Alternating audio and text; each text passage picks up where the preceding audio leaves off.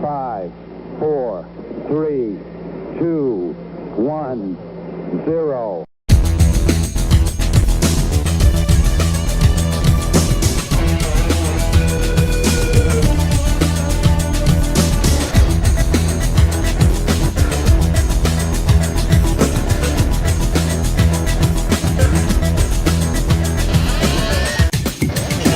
This is the Culture Clash. Liftoff. We have a liftoff. Greetings, everybody out there listening to the Fandom Podcast Network feed on YouTube. Hopefully, you have joined us to watch this newest episode of Culture Clash Live as we continue Loki Watch 2023. Of course, it's a special episode because we are doubling up. We are doing episodes 2 and 3, which might mean the double mischief. I mean, he is the god of mischief, but if he doesn't bring the mischief, I know the guy who's going to be joining me for this episode will, because he always loves a little mischief in his life. He is, of course, my co-host, my co-founder, the one and only Mr. Kevin Reitzel. I always love a little mischief going on around here, Kyle. But I've got questions, so I might need some help with some Loki questions because I'm confused. I don't think you're the only one, but you know what? I think I might have some answers because it's been a little bit more clarity for me on Loki this season. But of course, Kevin, before we get into Loki, there's a couple of things I want to bring up real quick. First, I have to do something very important. I have to give a shout out because yesterday was the 3-year anniversary of me adopting the official pets of the Fandom Podcast Network, Tummy and Your tribbles, gotcha. My tribbles, my little wolf cats. I love them, and I just need to give them a little love here. But I also did a little something fun yesterday, Kevin. I hooked up with a good friend of the network, Davis Grayson, and another friend of ours, John Mills, and went to Transformers Con 2023, which was a lot of fun. I only went for the day, but it was. Where was this again? This was in Orlando, Florida, the Hilton Doubletree at SeaWorld. This con was actually supposed to happen in 2020 in Orlando, but got canceled because of COVID. So this was kind of a makeup for it. It was a lot of fun. If you're a big Transformers fan, there was a great dealer room. They had some of the voice actors from the original G1 cartoon and Beast Wars there. They had some great costumes as well. It was just a lot of fun. It's really the first convention too, Kevin, I've been to probably since COVID really has cleared out. Well, that's cool. Is it not every year? Is it every few years? Is that one? It's every year, but it cycles. And they announced today, which is the last day of the con, that next year will be in Los Angeles, and Peter Cullen himself, the voice of Optimus Prime, will be in attendance at TF Con 2024. Very nice. Shout out to Dave Madden. He says, I still haven't found what I'm Loki for. That's funny. I keep Loki Gator down in the basement with our other kaiju. I wonder if Dave's a little confused as I am, or if I'm the only one that's confused. So yeah, we'll get into that. Yeah, we will definitely get into that. But you know what, Kevin? Before we even get into Loki, we've got some news actually. So I think we need to do a little Let's News.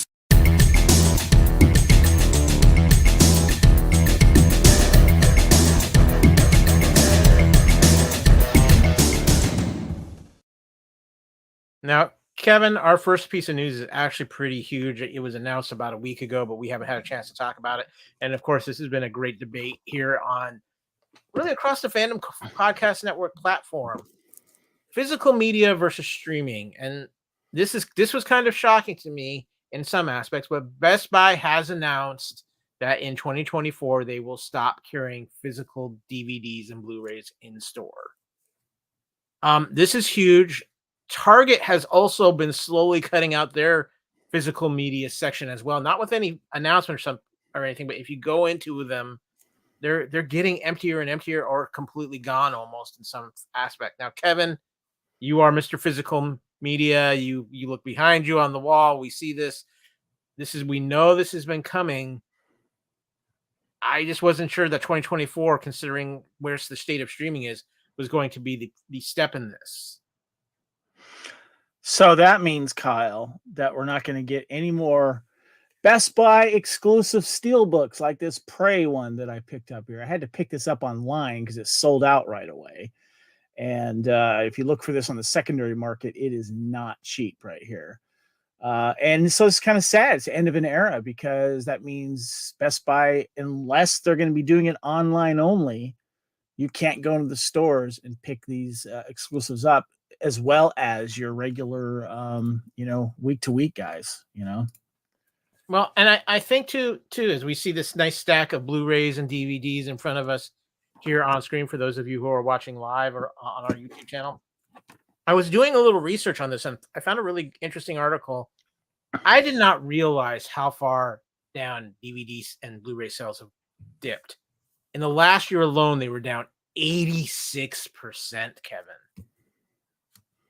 Yeah, streaming has definitely been king, and I think I have a feeling, and this might be just wishing too much on this, but I have a feeling there will be a surge in physical media once people start realizing that wherever they can stream their movies, that they're not going to be able to always carry these movies because of licensing agreements that are temporary, not going to be able to find their things. And also I think that there's going to be a collectability surge on some of these as well. And, so I'm not surprised. But with the amount of money I've been spending on physical media, you'd think there would have been a spike. Kevin by himself is keeping it alive.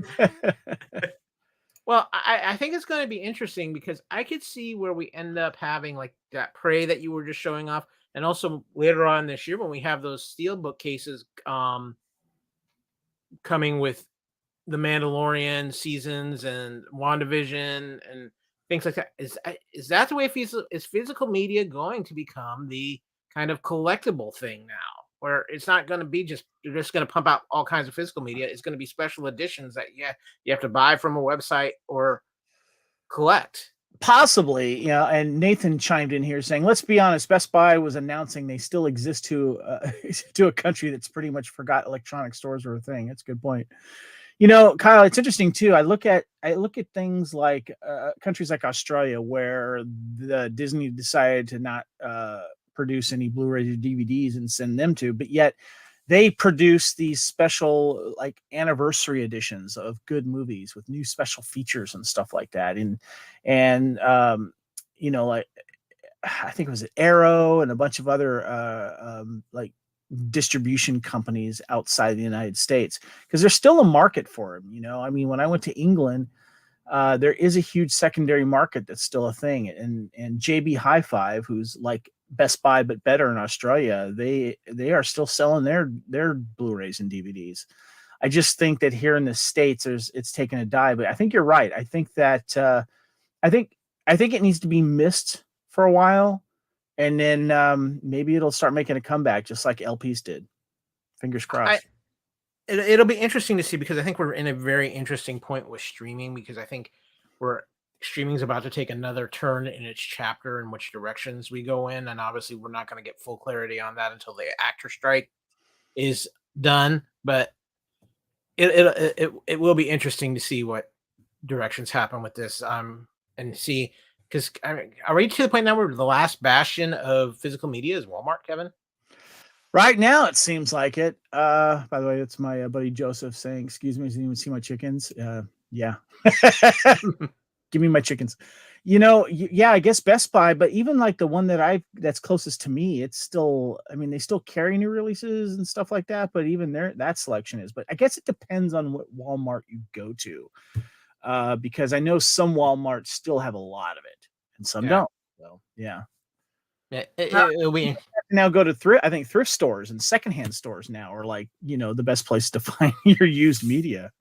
Yeah, exactly. But we also have some new media coming too, and it's coming in the form of streaming. We just recently got trailers to a couple of very big fandom shows. The two shows that really are tied in with some of the bigger fandom franchises we have right now. And the first is an Apple TV show, Kevin, that is coming out that I have been very interested in and have been on board with since it was first announced, and that is the new addition to the legendary Godzilla Monsterverse, Monarch Legacy of Monsters, which had a new trailer drop. This is going to be a 10-episode season on Apple TV Plus with some familiar names in it, including Kurt Russell and Wyatt Russell, who are playing the same character but at different points in time.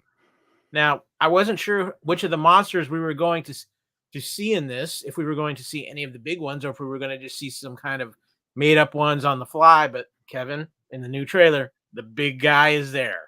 I'm excited. Definitely, they're definitely not hiding that fact. I love the fact that father and son are playing the same person at different times. I think that's great. But quick shout out to Joseph here saying, "What about the CD DVD exchange? They're still around. How long will they stay open?" I'm assuming he means the CEX store, which I did see in England when I was there, and I bought some stuff. But I wish I had one of those near me. Monarch. The trailer looks really good, Kyle. I'd say I'm excited, but I'm intrigued.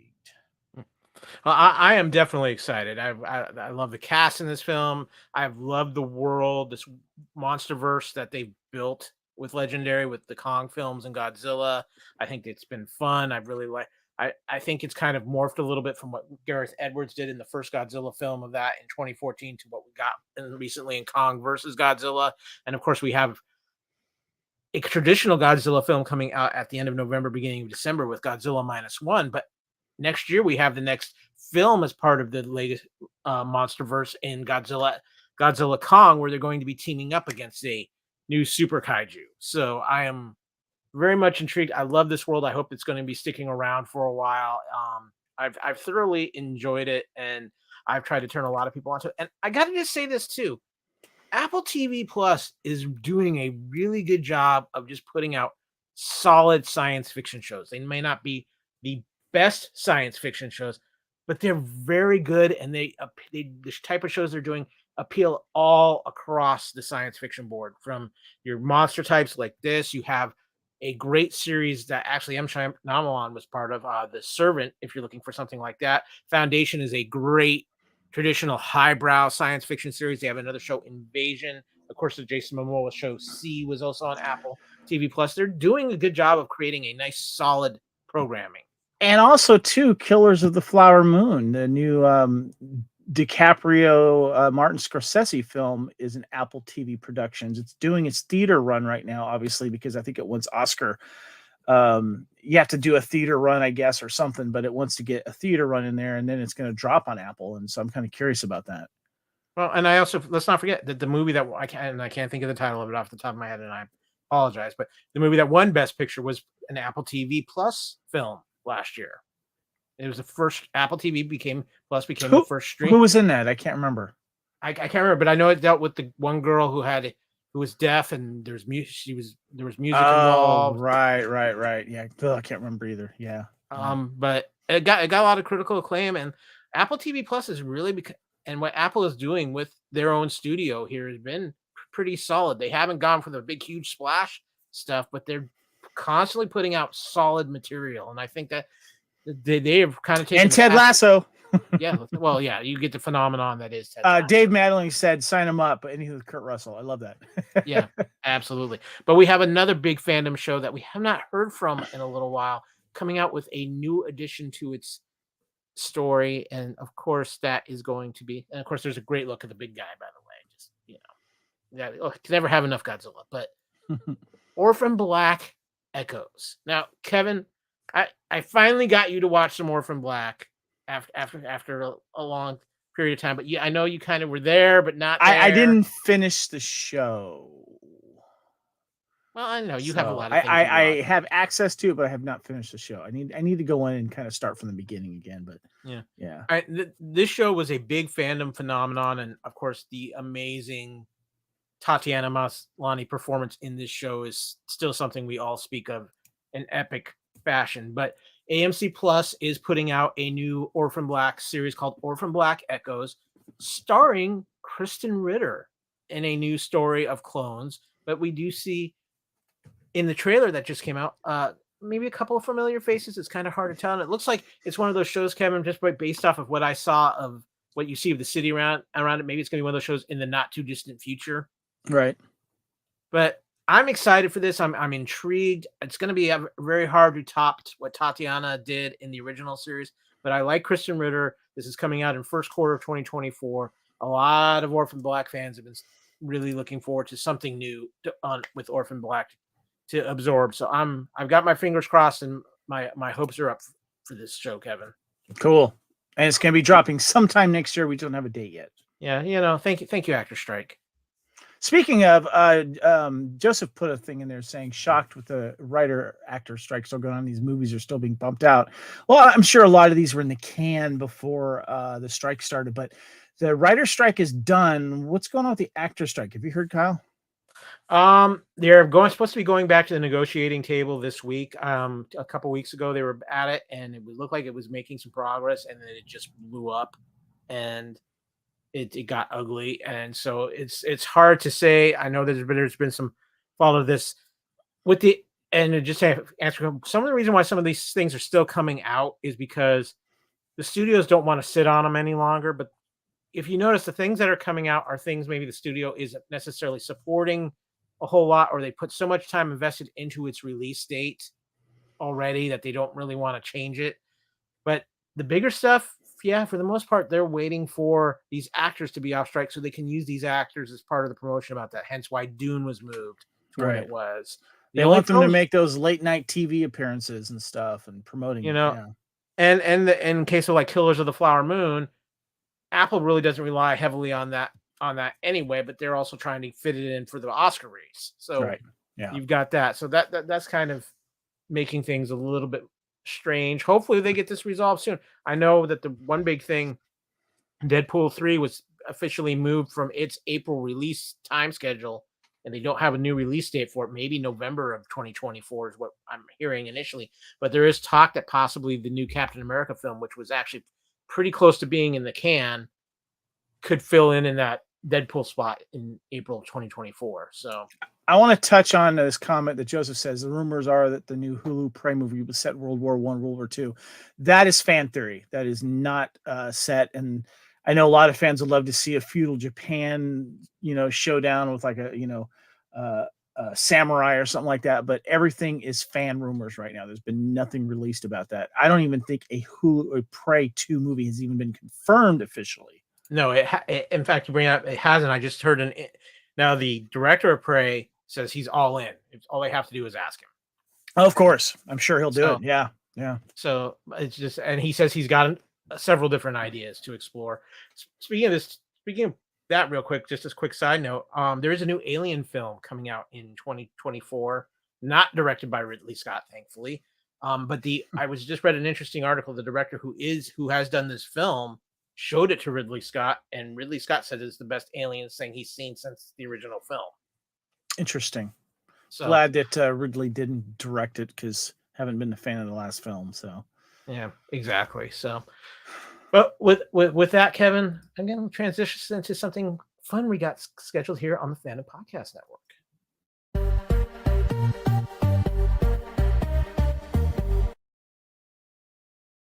Now, it's October, Kevin, which means we always do a little something fun, whether maybe it's a couch potato theater run of Halloween films or something with Time Warp. And we haven't forgotten Halloween. It's coming up. We've got something planned, Kevin, and I'm going to let you tell us a little bit about what we have planned. If you would like me to hit the button to reveal what we have. Please. Yeah, so guys, if you're a Buffy the Vampire Slayer, spread the word for us, please. This Wednesday, we're doing a live Buffy the Vampire Slayer Time Warp TV series retrospective. We did an original 20th anniversary audio only back in 2017. Technically, it's the 26th anniversary, I guess. But we figure it was time, now that we're on the YouTube channel, we want to share some slides, share some stories. So it's going to be me, you, my wife, Erin, who is the biggest Buffy fan and knows it backwards and forwards. But also we're going to have Lacey on, who is also, of course, one of our co-hosts on Time Warp, who just finished up her complete rewatch of the entire series. And I'm rewatching it myself right now. So we're going to go back and kind of rediscover Buffy. We're going to, of course, talk about the cultural impact that Buffy had on television in general, talk about our favorite episodes, best seasons, characters, best guest stars, quotes, the bad guys, secondary characters, maybe even touch on the music a little bit, and how the writing of the show also changed television history. So make sure you check in with us. That is 5 o'clock Pacific Standard Time and 8 o'clock Eastern Standard Time this Wednesday. We'll be doing it live on YouTube. And of course, the episode will also drop on audio podcast as well. So make sure. Let's see. Who is the better vampire slayer, Buffy or Blade? I'll tell you what, right now, Nathan, I would love to see a team up. That would be cool. Okay, so I have an answer to that in this aspect. I think Blade has the higher body count because he's lived longer. But I think Buffy has prevented many more apocalypses than Blade has. This is true, and yeah, you need to check it out, Joseph. It's a really fun show, and what really makes this show is the snappy writing and also the cast. The crew that supports Buffy is very, very fun, and they have some very fun creatures, that not just vampires that she has to slay, but a lot of demons and curses, and it was a show that really kind of changed how the approach to writing on shows, and it also, a lot of the people that worked on that show went on to do a lot of other shows that you may know as well. So yeah, make sure you check it out. Real quick, I know that this happened in Angel, but since it's all part of the Buffyverse, any chance we see Puppet Kevin on that episode? I'm working on it. I got Puppet Angel over there right now. He's looking over my shoulder. So yeah. And by the way, Dave, you're right. Paul Rubin's death in the Buffy movie is one of the best death scenes of all time. Well, again, Wednesday night live on the Fandom Podcast Network YouTube channel. Everything Buffy the Vampire Slayer. It's going to be fun. I've started my rewatch. I'm still in season 1. It's a trip going back that far, Kevin. We're gonna talk a little bit more about that. It is definitely on the show, but it's time to transition one more time and maybe start causing a little mischief.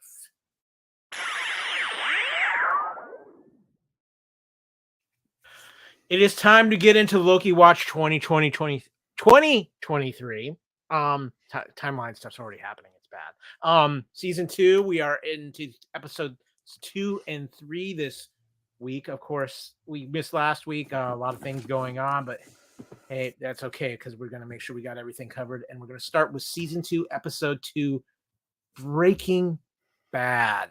Kevin, would you care to give us the plot synopsis? And spoiler alert as well, we're going to be diving deep into both of these episodes. Kevin, you want to hit the button? I know it's one of your favorites. I like to hit the button.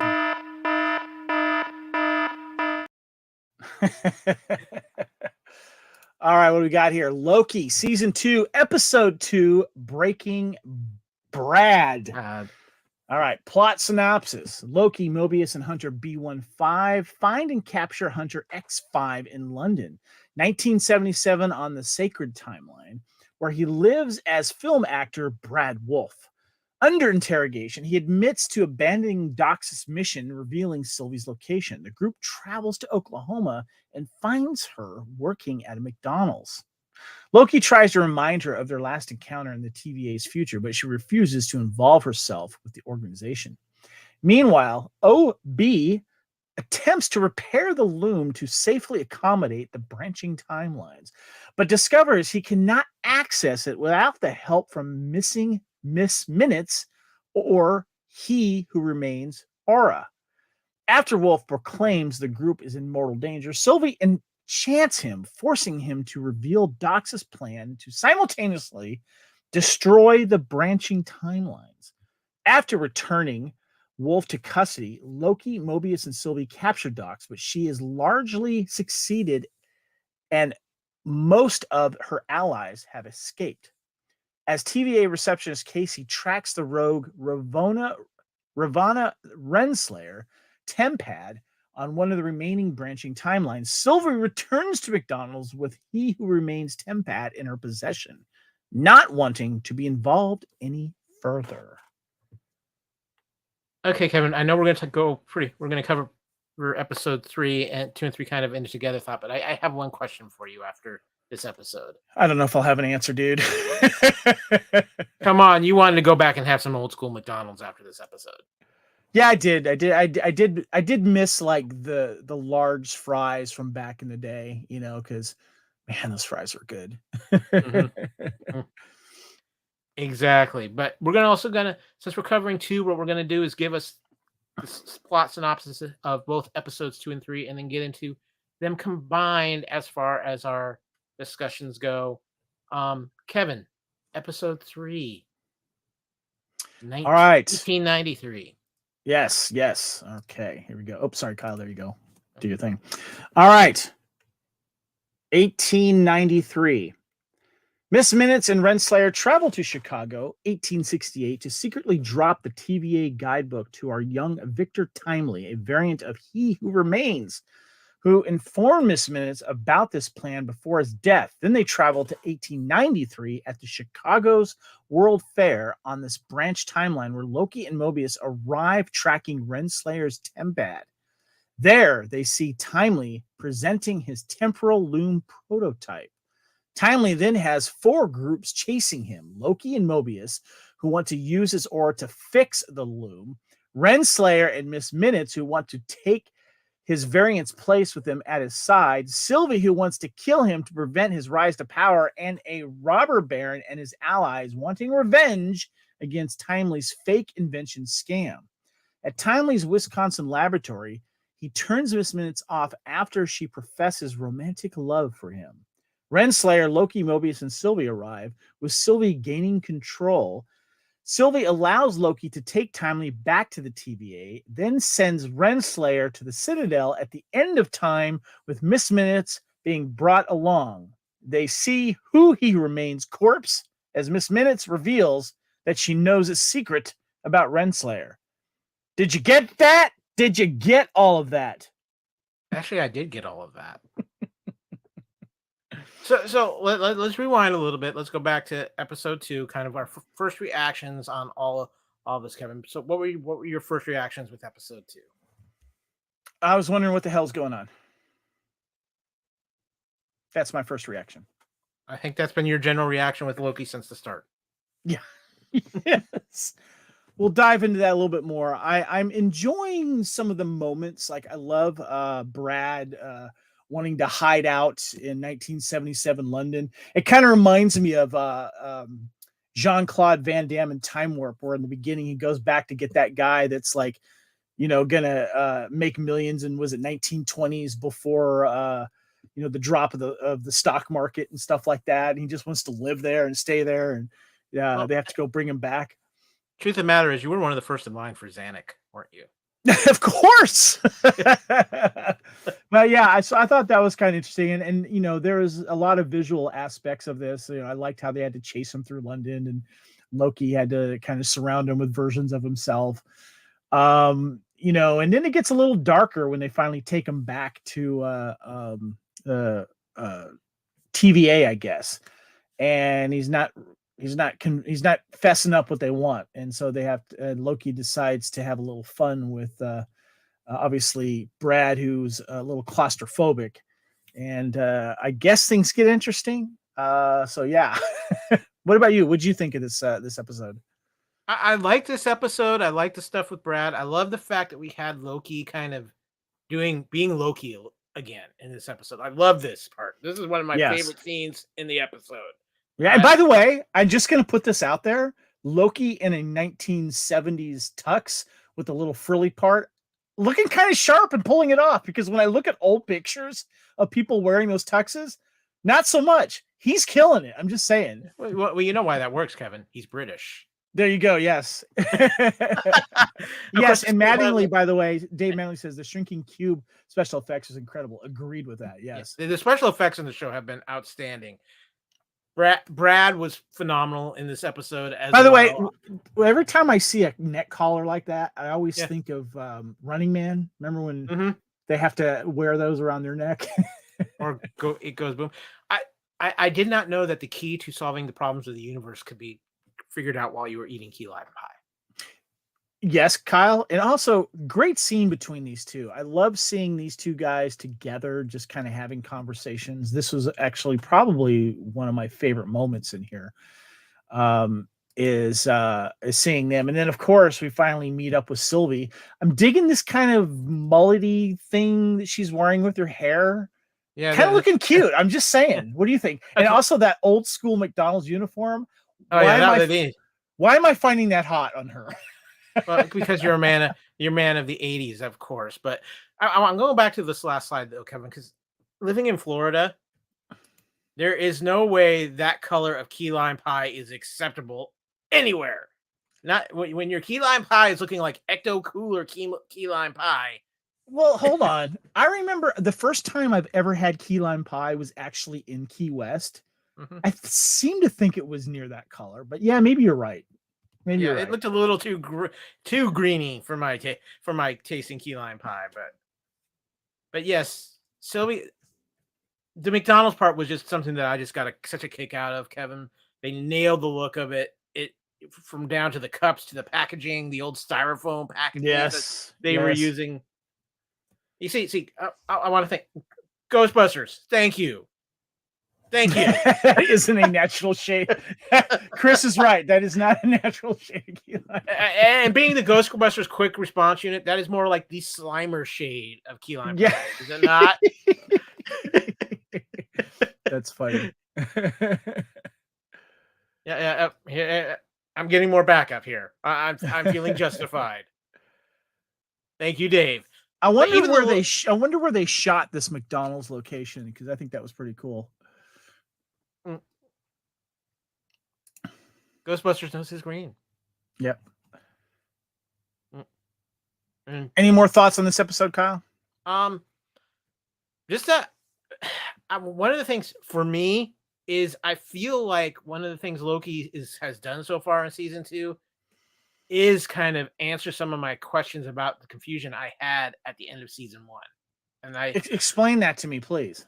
Because I feel like I'm getting a better understanding of what really happened at the end of season 1 now, where it does feel a little convoluted with everything that He Who Remains explains at the end of season 1. Okay, but what about what's happened with Kang in Ant-Man and the Quantumverse, though? I think that's key, because that event doesn't happen without what happens at the end of Loki season 1. So let me explain this now. We have the sacred timeline on the screen, and then all the branching. He Who Remains wasn't necessarily good or bad, but his mission was his ultimate goal was to stay alive. As long as he was alive, there was only the one timeline, which was the sacred timeline. Of course, what that means is that all these people in the TVA and all these variants are from timelines that have been pruned. So what Sylvie sees as this ultimate evil that Kang, He Who Remains, is that he's killing all these people off of these other timelines to keep the peace. Because if he is killed and these alternate timelines come in, all these alternate versions of He Who Remains are going to war with each other and possibly destroy the timeline altogether. And so Sylvie just is in the set. She has to kill every He Who Remains that she comes across, while Loki's realizing that, oh my God, we're killing all these millions of people on these alternate timelines, including timelines that Mobius came from, and some of the other people in the TVA have come from some of these different timelines. Remind me, was it this episode where the conversation, I think it might have been during the key lime pie thing, where Loki is talking to Mobius, saying, because Mobius was taken, basically. Yeah. And Mobius was saying that he was satisfied with where he is. He doesn't want to go back where he originally was or meet his parents or whatever it is. And Loki is questioning this. I thought that was a very interesting conversation. And I think that this also is showing some good character development by Loki, because he's obviously now, he's fond of Mobius. But I don't know if I believe Mobius when he says that. Chat, what do you think? Do you think that he's really happy with his life and he doesn't want to? It's like when you look at Star-Lord being taken as a kid, he has an attachment back home because he had his music that his dying mother gave him and stuff like that. I don't know if I'm buying what Mobius is saying there, Kyle. I think in this case, because also Brad brought it up as a weapon against Mobius as well when they were interrogating him. I think for Mobius, it's kind of like he's been doing this so long, he's accepted this, and he doesn't want to, like he says, what point is it going to be at this point for him to know what he missed? Yeah. So I think it's more of a defense mechanism for him, But I think there are times when you see that defense mechanism wear down, like with the jets, when he thinks about doing the jet ski and stuff like that, because I'm betting that was probably a part of his life he doesn't remember. Yeah. It's like there's ghost memories in there of it. All right, Kyle. 1893 we have is the next episode, and Renslayer finally makes her appearance in the second season here of Loki. What are your first reactions to the 1893 episode? Again, I'm going to be honest. I love this episode. I love the setting of this episode. I love that being in that part of Chicago during the World's Fair. They did such an amazing job with the costuming in this. You brought him up, He Who Remains. I actually thought Jonathan Majors was very interesting in this episode and how they played off this Kang variant and how it had the different effects on the different characters, because he's basically in this variant doesn't quite understand everything that he's destined to do yet or what's going to happen, and yet you have all these people who know, all trying to manipulate him for their own reasons. And he's not this incredible genius. He's smart, yes, but he hasn't figured everything out yet, and he's playing more of a con man and conning people. And I thought it was very interesting. And my questions, I guess, and it still relates to the bigger question as far as Kang goes, is, or He Who Remains, as they're still referring to him here. What's the we won't know how important all this is until we know what the future of Jonathan Majors in the MCU is, and I think that's kind of just that weird vibe that's going on right now. Nathan Miracle comments saying Mobius is content in his current life. His concern is that if he looks at the alternative and it would have been better, he'll no longer be content and won't have a way to get the other life. Interesting. Yeah, Kyle, you know what? There's a part of me that was kind of feeling bad for Victor Timely here, and we also see the flashback when Renslayer, basically throws the TVA handbook, I guess through the window, so to speak, or make sure that he finds it as a kid, and trying to find out what Renslayer is up to. That she is now becoming obviously one of the villains here before we get Kang. What were your thoughts on the way that Renslayer was introduced into this episode? I really like how they handled Renslayer in this episode, and her kind of weird partnership with Miss Minutes. And Miss Minutes is kind of creepy, Kyle. I'm gonna say that. Oh no, Miss Minutes is a lot creepy. I'm gonna say that. Yeah, AI falling in love with her creator. It gets a little bit creepy as well. But Renslayer, it's funny because I think of all of them, she's in the quest for power, and if you go by the comics with her relationship with Kang in the comics, it's going to be very interesting because especially when you get to the end of this episode, with the Renslayer and Miss Minutes are trapped at the end of time, where He Who Remains body. And Miss Minute says, I have a secret about you, and it's going to make you really angry. So I'm curious to see what direction they're possibly going in with that. But to see, like, okay, here, even when you have up on the screen, for those of you who are watching on the live YouTube show, the early version of the pruner. She's getting ready to kill Mr. Minutes here, Mr. Timely here. Yeah. So it's interesting because you've got Sylvie who wants to kill him. You've got Renslayer who maybe doesn't want to kill him, but she's so angry about the situation at this point and what he did. Her emotions are getting the best of her. And of course, then you have Loki and Mobius who want to bring him back to the TVA so they can fix the loom because they need his aura. And I'm going to be honest with you. I'm a little bit worried about the concept of Victor Timely and OB cooking up and what that could lead to. That has me some concern. But I thought Renslayer was performed brilliantly in this episode. It's interesting. Dave Madley says, my guess about the secret is that Ravana is a Kang variant. Interesting.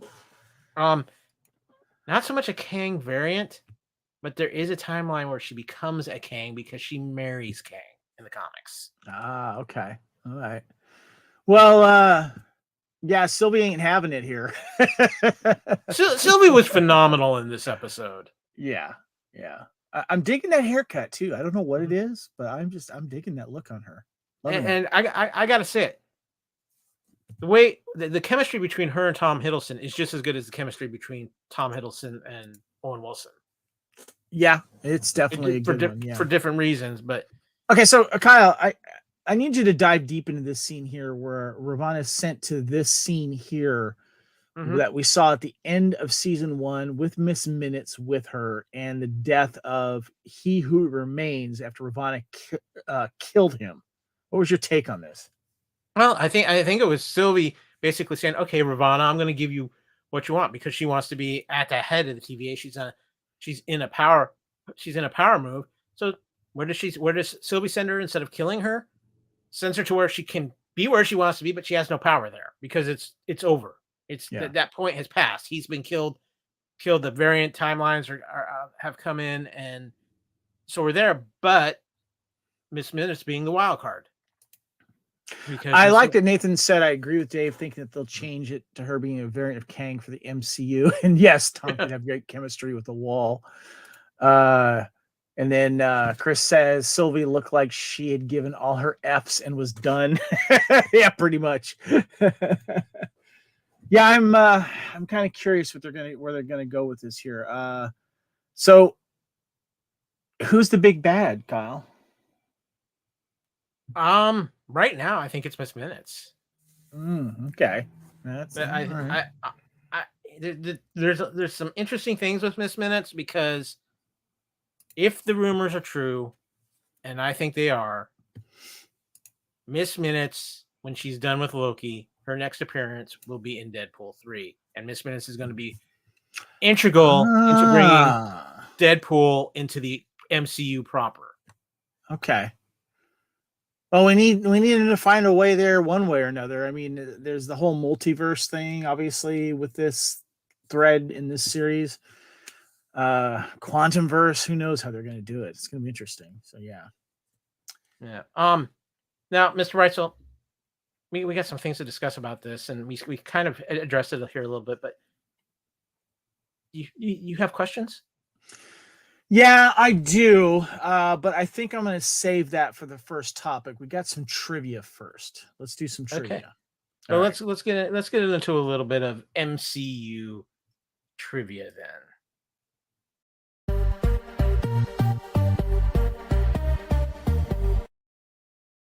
That's right. It's time for a little Marvel Cinematic Universe trivia. Kevin, you were kind enough to help me out this week and dig into the Greater Mighty Marvel Handbook and find some trivia for these 2 episodes of Loki. And yeah, he found some very interesting things. Yeah, so for the episode Breaking Brad, Hunter X05 takes on the alias of actor Brad Wolf, whose latest film is The Zaniac. In the comics, Brad Wolf was an actual actor who was possessed by a demon and became the Zaniac. The poster of the film features a Zaniac in its comic design. And one of the posters at the Leopold Theater is for Salrush Keputra, which starred Kingo from Eternals and from Eternals 2021. First of all, Kyle, were you aware of the Zaniac thing? Did that Easter egg pop up at you? Did you know that? I realized it was something that had been done before in Marvel, but as far as having familiarity with the character, it was such a long time ago that no. And Kevin, this is just more proof to you. No matter what you do, you can't escape the Eternals. Yeah, I'm working on that. Dave's like, Kingo! He knew. Yeah. One of the okay, so we're going to episode 3 now. Oh wait, I'm sorry, I missed one here for the Brad episode. One of the posters at the Leopold Theater is for the Phone Ranger.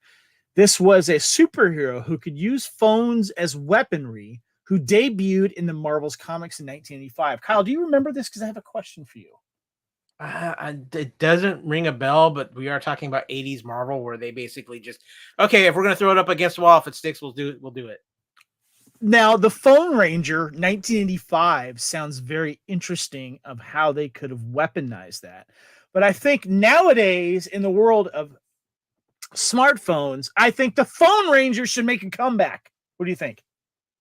I think it would be very interesting, though. There's actually a DC property with a similar premise that I would much rather see come back, and that is Dial H for Hero. But that's a whole other topic. Phone Ranger, make it happen, guys. Come on. All right, for episode 3 of 1893 episode trivia, production designer Kasra Farhani writes and directs this episode. So cool. Got a little promotion there. The line Timely uses during his show, quote, "If it can be dreamed, it can be achieved," is similar to the one Walt Disney's famous sayings, "If you can dream it, we can build it," and may or may not be an intentional play on that saying. This is very similar, though, Kyle. Yeah, it was intentional. Come on now. The prototype mechanical trousers the councilman tries to return to Timely are reference to Wallace Techno's trousers from Wallace and Gromit, The Wrong Trousers from 1993. I didn't catch that. I caught it as soon as I saw it because I love Wallace and Gromit and I love this. I was like, I was like, oh, but yeah, no, that's great that they did that. They're always sneaking. People always sneak in Wallace and Gromit stuff whenever they can. It's great, but yeah, you know what? That's interesting. Chris says, went over my head. I was more wondering what happened to Star Wars. It was 1977 after all. Yeah, that would have been interesting if there was a Star Wars poster somewhere along there. That would have been interesting. So yeah. Interesting point too about that with the Xanax thing. What's even more interesting is he did it on the actual sacred timeline, not on some variant timeline. Okay. And because that's going to lead into something. So they're the wrong trousers and they went wrong. All right, Kyle, let's get into the next topic here. You got a segue for us? Because I got some stuff. Let's do.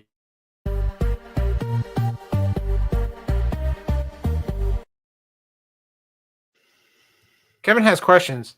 I have answers. All right. Hold on. I'm going to put this up. Dave Manley says the updated phone range will be known as the Apple turnover. That's good. I like that one. That's funny. Can you imagine, though, the phone ranger just like wreaking havoc in the smart phone world thing? I think would be fantastic. I think that's great. Okay. I got questions, and the chat needs you to chime in on this here.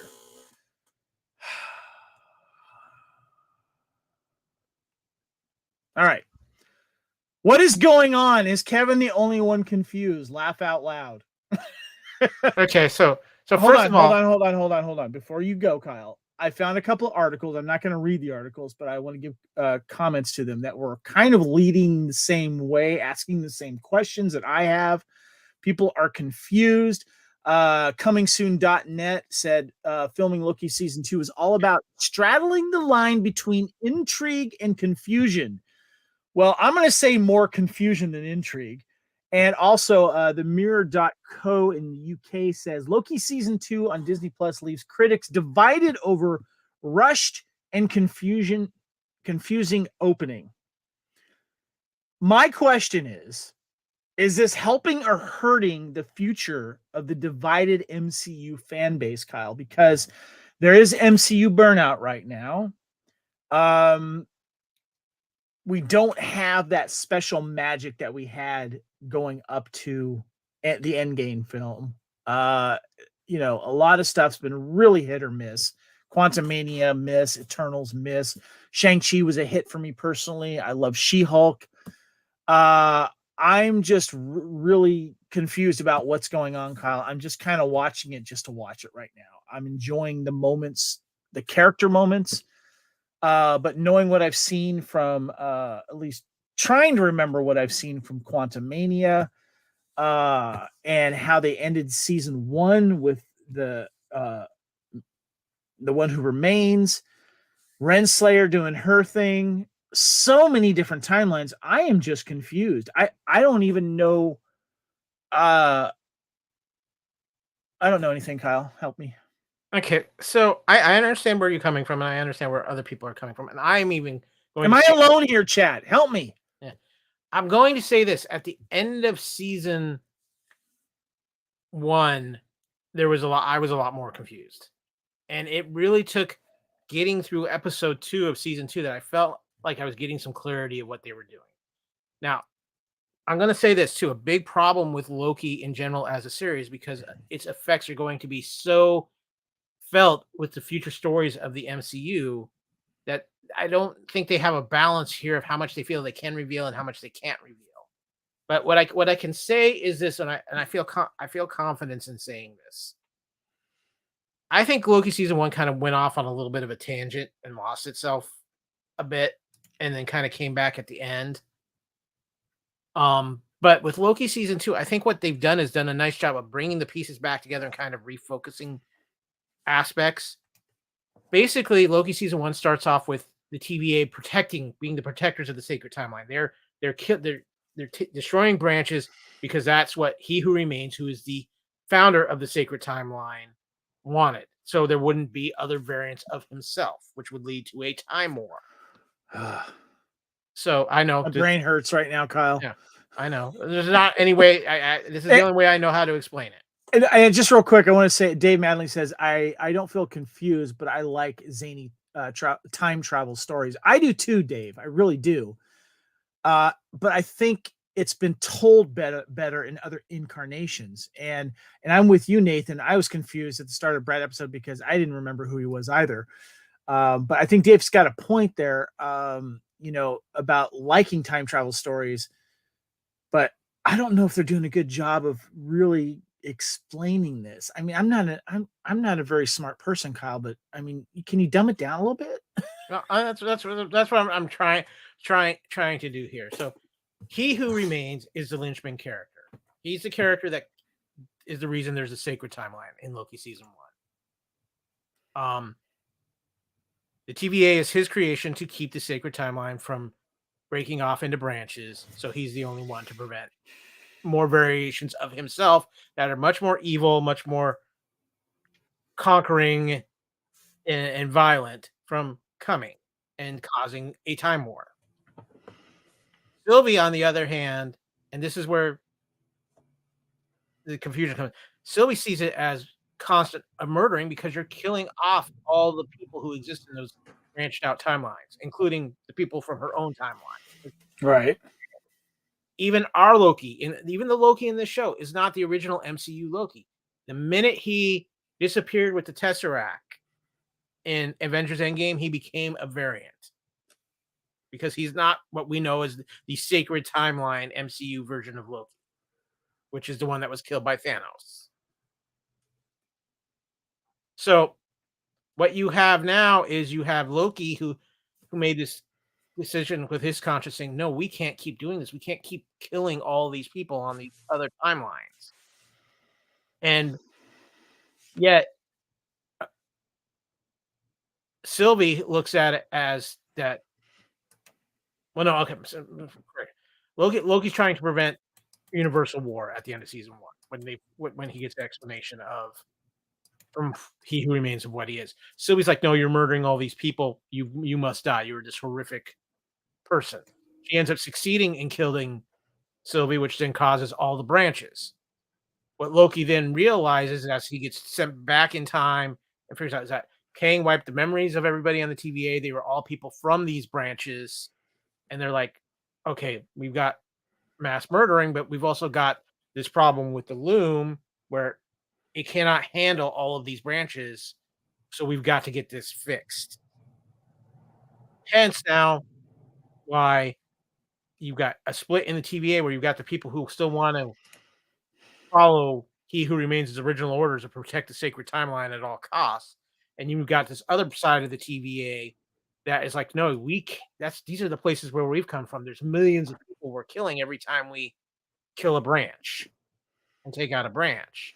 And that was part of the big thing of episode 2 was when the rogue TVA agents destroyed all those splits on the timeline simultaneously, all the millions of people that were murdered because they ended those timelines. It's hard to connect with that though, Kyle, because we don't really see that. No, and it's a very hard thing to see. So it's hard to get emotionally connected to something like that. You have to at least show. You know what would have really made it interesting, and I know this, and I'm borrowing this from another movie, is when you see Marty McFly and the picture of his family slowly disappearing. Yeah, you need to see a scene like that to really care. I don't know. I guess that's where my disconnect is I'm having trouble connecting to this and all of this horrible stuff that, destroying the timeline would do, because we're still seeing the main timeline with our characters in it.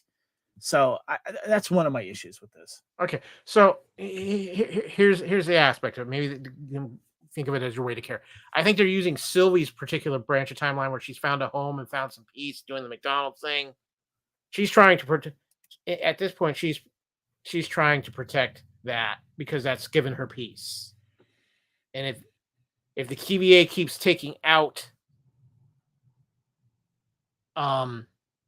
these branches, then her branch could get destroyed. But what it's kind of like the devil you choose here, because by allowing all these branches to succeed, you're going to end up having all these Kangs, which is what we saw in Quantumania, the Council of Kangs,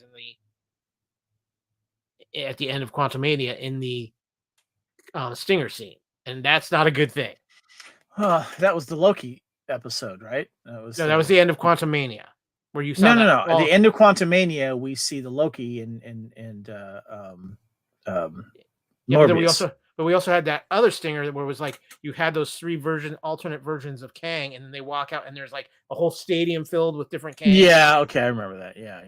Okay. So all right, so go ahead, Kyle. Sorry. No, and then just say then you add in the aspect of they still need Kang's aura. Basically, they need somebody with think of it like Kang's DNA to fix the loom because they're locked out of the system. What's the loom again? What is that? That's the device that OB has been trying to fix. Oh, yes, that MacGuffin thingy. Yeah, it's the MacGuffin. Yeah, basically. What is this that Dave Madling says? I wonder if they'll bring back Alioth, the cloud monster, at the end of time. What is that? That was the thing they had to fight to get through to get to He Who Remains, and I think it was at the end of episode 5 of season 1. Yes, of season 1. Okay, yeah, I don't remember. Oh, yeah, okay, I think I remember what you're talking about. Yeah, okay, all right. But Kevin, I think the other aspect of this is I think it was way too long between season 1 and season 2. Yeah, I guess. Yeah, I'm in the minority. I wasn't a fan of season 1 to begin with. There was moments that I liked with it, but because of how integral this series is to the upcoming MCU, Kyle, and the timeline and getting Deadpool into the MCU and stuff like that. I think I'm going to say it. They should have dumbed it down. No, I can see that because I can see where it's confusing for people. Like I said, watching this season and what they've done so far in this season, at least I feel like they've narrowed it down to where we were at the end of season 1. But that's just me personally, and that's maybe me having a little bit better understanding of the comics and how the Marvel comics have handled certain things with time and knowing what is coming ahead in the MCU. But I also think that's also a thing that's a little bit of an interesting quandary because I think the MCU, after we come back from the writers and actor strikes, is going to go in some different directions that weren't originally planned because of how fans have been reacting to the MCU. Dave says his favorite MCU shows are Moon Knight, Hawkeye, and Loki. Hawkeye is one of my favorites too. Yeah, definitely. I really enjoyed Hawkeye. All right, Kyle. So you've already kind of touched on topic 2 here. All those timelines, why are they so important? You say, why are these branches important to the TVA, and why did He Who Remains want them to not exist? Did you want to touch on that some more? I want to touch on it because of this aspect and why they're so important to the MCU as a whole, because these timelines and these alternate realities and how they contribute to the multiverse is going to be such a key part of the 2 Avengers films that are coming down the line, Avengers Kang Dynasty and Avengers Secret Wars, because that's how this is eventually going to be how they're going to help create a soft reboot of the MCU. Because after Avengers Secret Wars, I truly do believe that you will see the return of Iron Man and Captain America and some of those characters, but being able to be recast because of alternate Earths and timeline things that they're going to do over the next several years. So I think that's why this series is so important, because it's laying the foundation to give them the reason and the ability to be able to do that. Yeah, I know that's been teased for a long time. They bring the Fantastic Four and If you want to bring back Captain America and Tony Stark or whatever different versions, I get that. I don't know. I think they've overthought this a little too much. I don't know if it's actually, Kevin, I'm going to flip that. I don't know if it's an overthought or not developed enough. Like we have an idea. That too. Yeah, it's a develop the combination plan. of both. It's a Because combination of both. I think that's more been the problem for the MCU right now is I think they're not planning ahead enough. They're not they aren't fleshing out everything like they should be. And I think Secret Invasion was a huge example of them just not having any idea of what direction they want to go in with that. So Nathan Miracle says, "I'm thinking of Iron Lad instead of Iron Man. Is that the Harley character?" no, Iron Lad. This is where you're going to get really confused, Kevin, and I apologize. In the comics, Iron Lad was a young version of Kang from an alternate reality who did not want to be a villain and did not want to be a destroyer. So he created an Iron Man type suit, traveled in the past, and he was one of the founders of the Young Avengers. Okay. All right, Kyle, you got one last topic for us. What is it? Yeah, we have one last topic because it's going to get real interesting here, guys, because Loki season 3, it's not coming. I'm actually not surprised about this.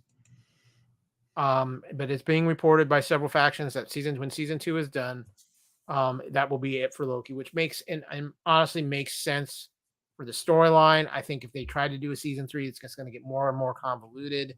I think the best thing they can do is take whatever aspects they're going to continue out with Loki, use them in stingers, have them make cameos in other MCU projects going forward. I'm sure Hiddleston probably wants to do some other projects too, Kevin. I think the biggest part of this is what's going on at Disney right now with Iger's insistence of more quality instead of quantity and less emphasis on putting shows out on Disney Plus. Yeah, that's part of it. Regarding Loki, we're going to keep covering it, and I'm going to keep trying to pay attention here.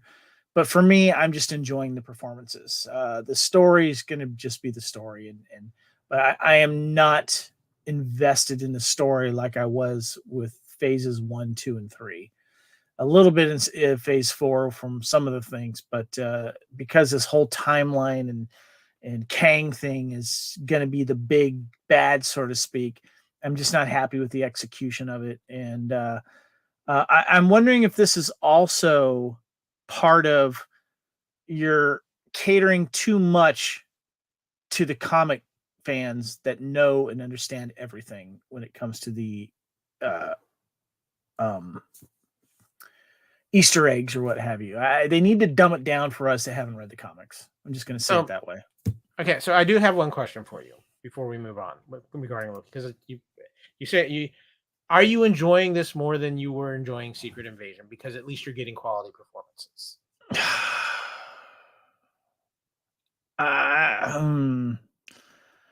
I need to watch a few more episodes to answer that question. We've got 3 left. Yeah, I need. Yeah, because I remember Secret Invasion was like I was waiting for it to get better. We're like maybe the 5th episode would have saved it, or the last episode would have saved it, and that wasn't the case. And I'm kind of on that right now with Loki. So ask me on the last episode, and I'll let you know. Okay. Well, with that is going to end our coverage of Loki Watch for this episode.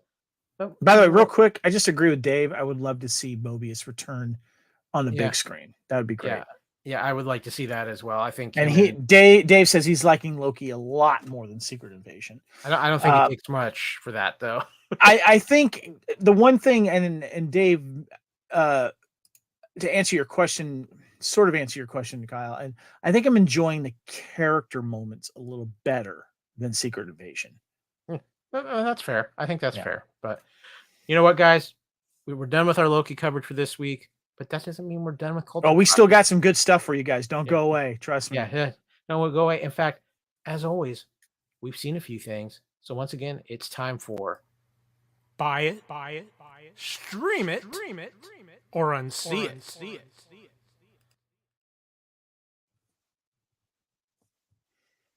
Kevin even has great art for us by it. Yay!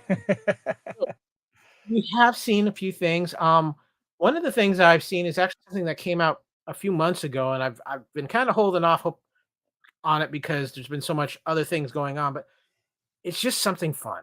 And it's an original streaming show on Peacock, and that is Twisted Metal.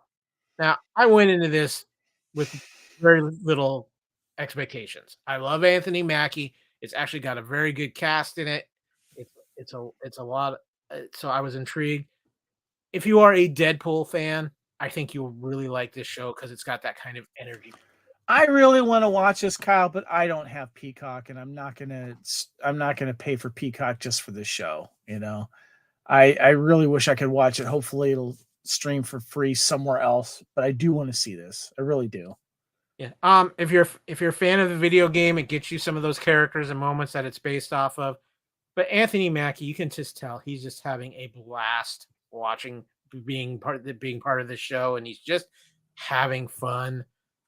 It's over the top violent. I'm not even gonna lie. Even for a streaming show on Peacock, we wouldn't think. But yeah, Is it dropping weekly? How many episodes is it? It dropped weekly, but it was 8 episodes. It is wrapped up, so the whole run is available now. Gotcha. It's one of those things where you just shut off your brain and you go have some fun and you just enjoy the ride. And we need more stuff like that. I will find a way to watch it one of these days. I do want to see this really bad. I'm gonna call Twisted Metal. It's for sure stream it, and I think when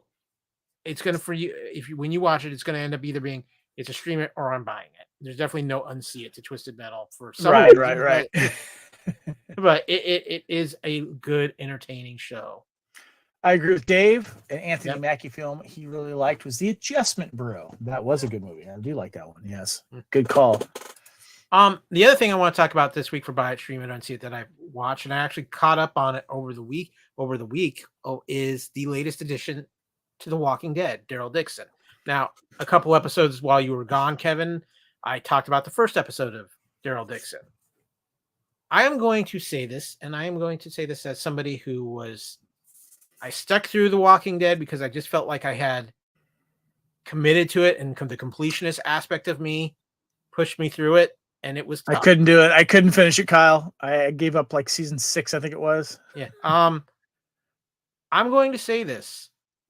For those of you who did enjoy your Walking Dead experience for a long time until you felt like, okay, this has just become too much. If you would like to revisit the Walking Dead universe and kind of get back to that original feel, this is a great show to do so. You don't need to have watched everything that's happened before to know what's going on here. They give you enough of an explanation of some things. I need a spoiler, Kyle. I need a spoiler because I got to know. How does he get to Paris? He ends up crossing some people, and it doesn't go well, and he wakes up on a boat, and the boat is not a real good place to be, and he manages to escape off the boat on one of the life rafts, but he ends up waking up on the beach in Paris. All right, cool. I do want to check out the first episode because I'm curious about that, and I do like Daryl Dixon as a character. So I do want to check this out. Yeah. So what I will say about this is, again, if you haven't been part of the Walking Dead universe for a while, you can get in this show and not feel completely lost. It's a Daryl Dixon show. Daryl is Daryl. It's based in France, and they did film on location in France. So there's some really good character development for Daryl in this. Some of the supporting characters in this, I'm gonna be honest with you. There's a kid that's one of the supporting characters in this. Not a huge fan of, but I understand his importance. But it's 6 episodes. Until the final episode, it's pretty self-contained. Okay. The final episode, because it has been revealed that there will be a second season of Daryl Dixon. How many episodes was there? 10? 6. So 6. Okay. It's an easy watch. They do some creative things with the walkers in this that make them more of an interesting threat and more intriguing. The quote unquote bad guys in this are actually kind of it's very intriguing of what they're going to do. There's a lot of twists, there's a lot of turns, and it's just Walking Dead, but in a new element. And I think that's something that's what happened with the original Walking Dead series. You never really got out of the element of the Walking Dead, which was, you're always in Georgia filming, even though they might say that you didn't expand on the world. This Okay. really does give you a good expanding. So you of do the world of recommend it? Walking Dead. I would definitely say it's a stream it. For me, it's a Okay. buy it. I really liked it that much. Gotcha. So, what about you, Kevin? I know you've been busy playing catch up on some older stuff for Time Warp and for our Buffy rewatch, but is there anything that you may have caught out there that you just want to throw out? I've been doing an MCU rewatch of the first three phases, and I'm up to Thor: The Dark World right now. And I've been checking on Disney Plus to see the timeline order because I do want to revisit Black Widow as well. But I love the little movie shorts that were on DVD extras that you now can watch on Disney Plus in the cinematic timeline order. I started with the theatrical release and kind of went through that way. So I'm really enjoying that. And once a year, I always watch the Lord of the Rings extended universe or extended trilogy versions. And I just watched the Fellowship of the Ring. Those movies held a special place in my heart because I was part of the original fan club. So if you watch the extended credits where they show the fan club members, my name is on there, which is pretty cool. But I love returning to the Lord of the Rings movies and stuff. And I've been catching a few movies. I might have caught a couple, Hallmark movies, so It's that time of year. Yeah, I mean, we are at the point where it's also time to start defrosting Mariah Carey. So Yeah, but guys, you guys that are watching right now, you're in the chat. I need your help for this next thing that a topic that I had to bring to the table here, Kyle. Give me 1 second before you jump to that. Okay. There's a show that just returned finally after a very long break because of writer strike and a lot of other things that has come on Amazon. Kevin and I reviewed the first 2 seasons, and we will review the third season on this. If you have not watched Upload with Robbie Amell on Amazon, third season just came out. Get on that show. It is fun. It is heartwarming. It's a pleasant surprise, a great concept. Highly recommended. Excited for the third season. I just wanted to drop that because Kevin and I are both just big fans of that show. Yes. But Kevin, we every once in a while we do a little something and we throw out a question to social media, and you had a doozy of one that people talking. Yes. I got this, Kyle. Okay. So this picture here is from an article called Most Unexpected Character Deaths in a Movie. But I brought this up because I had a Facebook post and I borrowed it, I'll be honest with you, from another movie group that I'm part of. And that is, I got this question, says, which famous movie actor has never died in a movie? Now, in the spirit of things, keep in mind they have to be like full-on movie stars usually.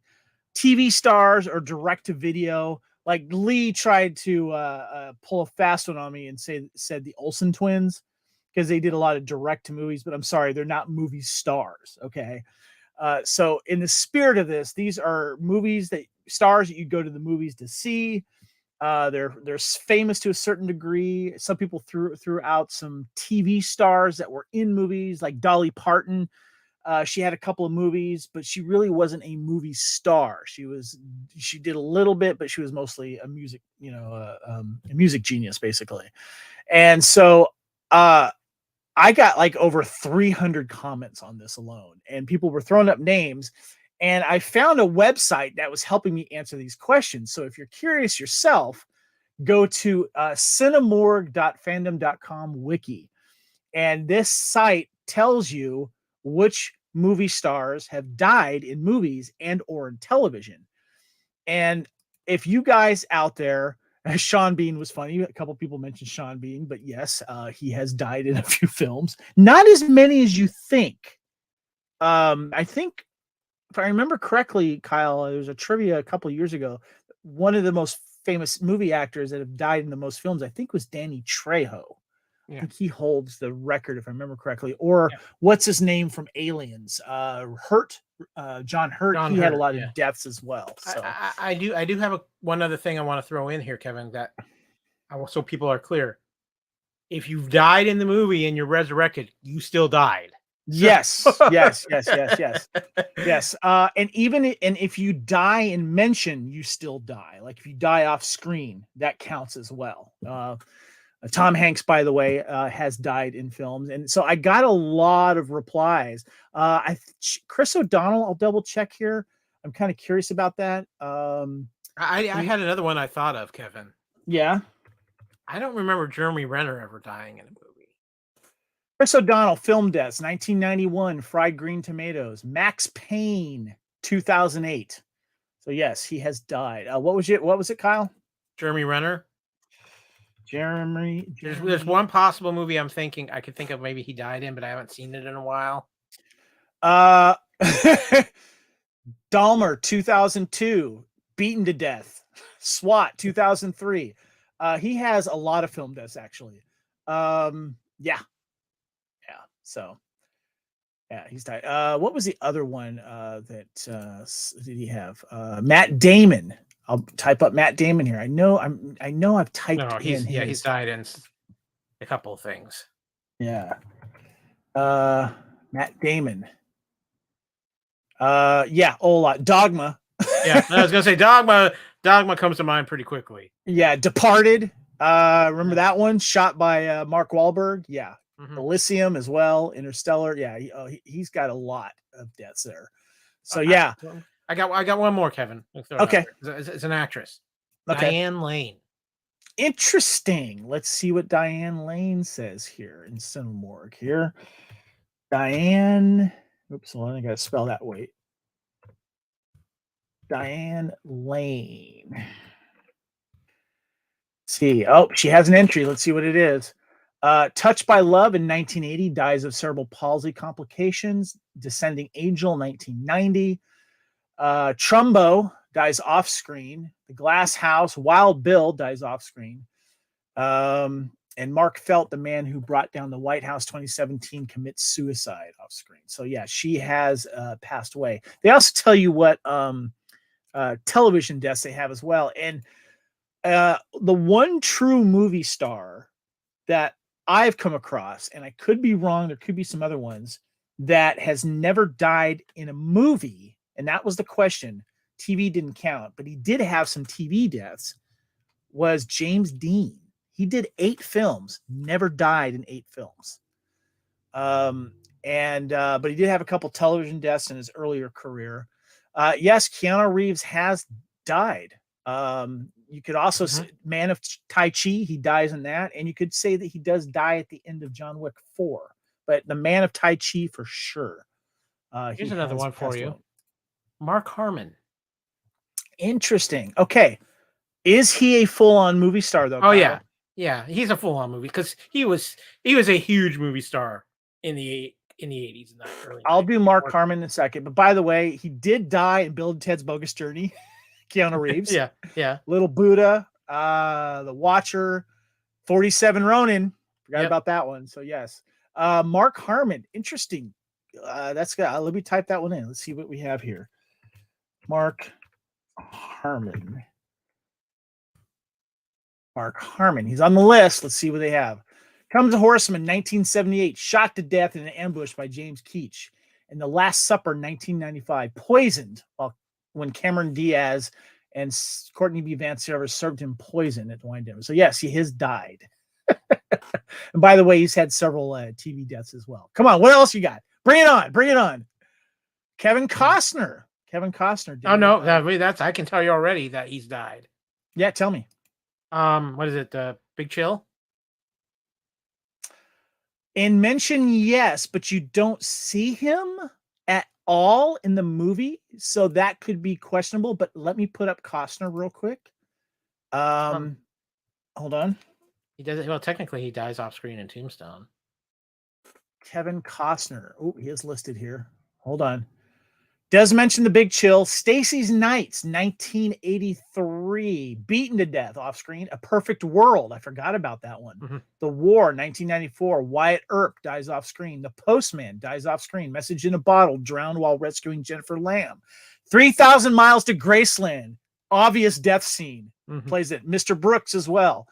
Man of Steel.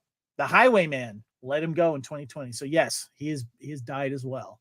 But it's a tough question when you look at like movie star and you kind of do that category. It's tough to find him. Bruce Lee died as well.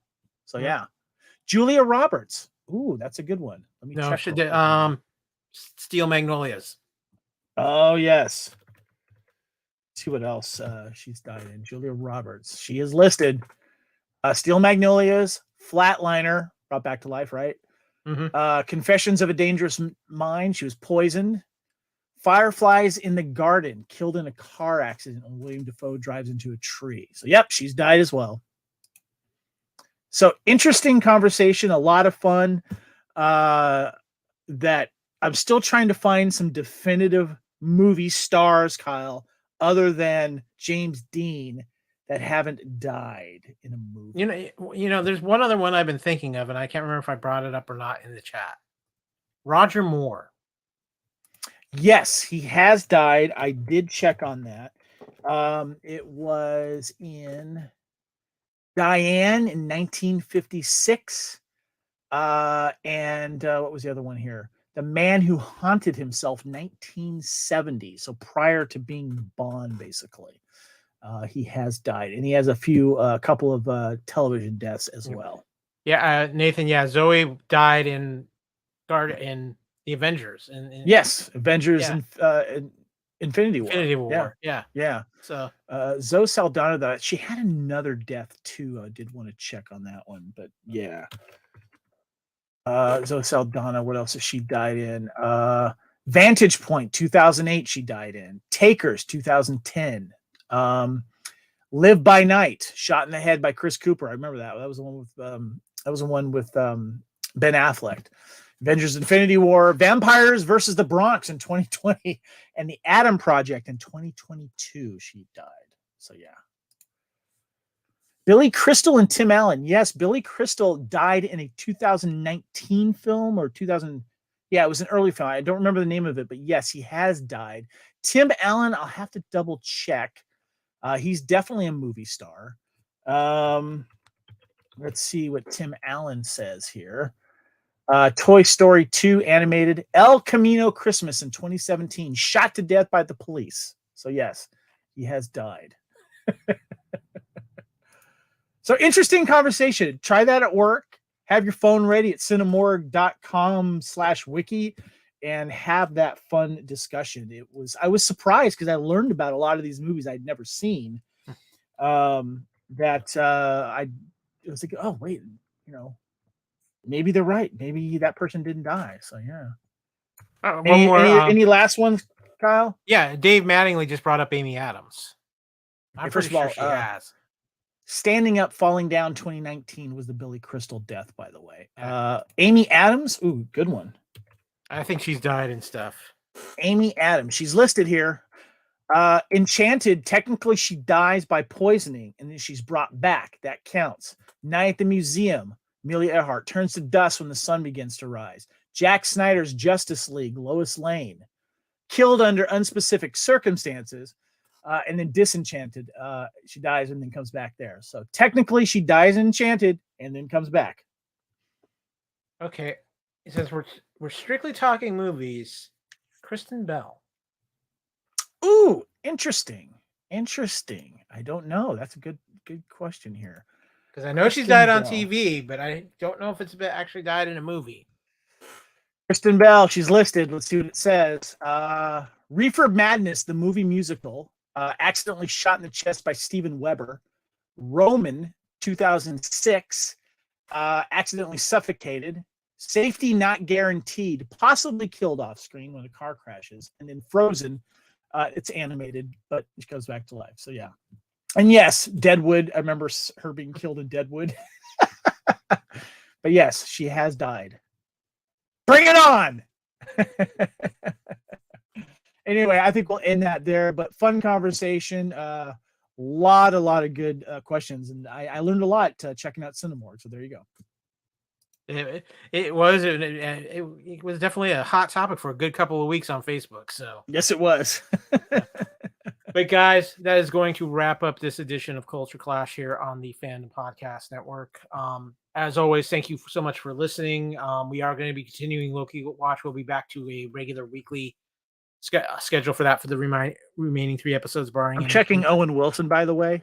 I know he's died and stuff. Yeah, Anaconda, 1977, Armageddon. Yep. Remember Armageddon? Yep. Rushmore, Haunting, Life Aquatic with Steve Zissou, and Night at the Museum, Secret of the Tomb. So, yeah. Yep. What about his brother Luke? Yeah, I guess I could check that. Liv Tyler, he says too. Now you got me going down the rabbit hole. Yeah. I know Liv has died in something. Heavy, 1995, drowned in a vision. The Strangers, that's right. She stabbed repeatedly. Yeah. And what was the other one? Luke Wilson? Yeah, Luke Wilson. Debatable if he's a movie star, by the way. He's done a few. Yes. 310 to Yuma, shot in the chest by Ben Foster. Luke Wilson. Battle for Terra, animated. Arizona, 2018, shot in the head by Danny McBride. High Voltage, 2018, and Zombieland Double Tap, head bashed in with the guitar by Woody Harrelson after he becomes a zombie. Okay, wait. So here's one. Somebody tried to hit me with Channing Tatum, and I said no. Duke was not in a coma at the end of the second. Channing died. Yes. But guys, thank you so much for listening. As always, Kevin and I will be back sometime in the next week. Watch the Fandom Podcast Network channel for when we will be bringing you episode 4 of Loki Watch, and also some fun stuff coming up. The holidays are almost here. We're going to be doing some fun things around the Fandom Podcast Network. Obviously, too, Wednesday night, once again, Buffy the Vampire Slayer live Time Warp retrospective. Be there, join us for that. We're going to have a ton of fun, and we will be loving that. Kevin, one more time, what is that website again? It is called cinemorg.fandom.com/wiki. Just do a search for Cinemorg, and it will pop up. Yeah, and then you can hit the search bar, and yeah, there you go. Thank you to all of you who have joined us in the chat. It's been great having you with us for this episode. Kevin, thank you for all the work you put in on this episode. Much appreciated. Thank you to everybody. Please, real quick, if someone can find another major movie star other than James Dean that hasn't died in a film, let me know. Lassie doesn't count. Yeah, Lassie's a dog. Sorry. Besides, whoever would kill Lassie would be not popular. Yeah, exactly. So, if you want to find the video version of this show, go to the Fandom Podcast Network YouTube channel. Give us a like, give us a subscribe, share us out. As always, we're trying to grow the network channel out even more. If you want to listen to the audio version of this, go to fpnet.podbean.com or search any of your major podcast catchers, whether it's iTunes, Spotify, iHeartRadio, or so many other great ones out there. If you want to find us and see what's going on with the Fandom Podcast Network, of course, visit our Facebook page, Fandom Podcast Network. Follow us on Twitter at FanPod Network. We're also can find me, Kyle, on Facebook. You can find me on Twitter at AKyleW or on Threads and Instagram at AKyleFandom. Kevin, where can people find you on social media? Because I can't keep Threads, Twitter, and Instagram, X instead of Twitter, at Spartan_Phoenix. There's too many. There's too many. I'm scared. And finally, guys, as always, we thank you so much for listening. Thanks everyone in the chat, by the way, for contributing to the questions and the fun. Dave, thank you very much. Nathan, Chris, Joseph, thank you guys all. Appreciate that very, very, very much. But as always, guys, like we tell you, respect each other, and most importantly, enjoy your fandom. We are out of here.